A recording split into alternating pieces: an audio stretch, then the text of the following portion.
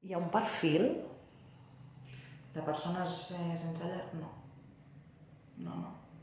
I de fet sempre ho dic, hi ha moltes persones pel carrer que no sabries mai que estan dormint al carrer. Al carrer o sense llar.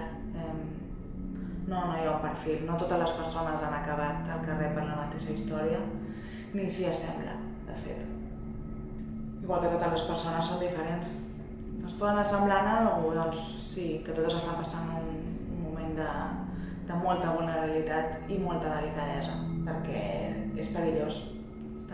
Estan en un punt de molta perillositat, però no hi ha un perfil. La gent pensa, no, a mi no em passarà mai perquè jo tinc feina, o jo tinc estudis, o jo tinc família, o jo tinc diners, però no saps què et pot passar el dia de demà. No? I totes aquestes persones que avui estan al carrer, en un passat també tenien tot això.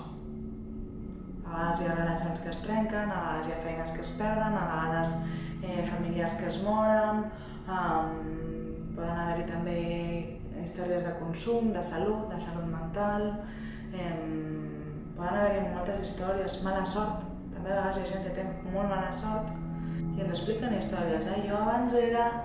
És que és veritat. Jo quan tenia la teva edat era el cap de... És que és veritat. Però bueno, la vida pot donar moltíssimes voltes i hi ha molta gent que ha tingut unes males voltes. Però sí, tots podem acabar al carrer. Jo sempre ho penso d'agrair una mica, agrair molt el que tenim perquè no sabràs mai on estaràs demà.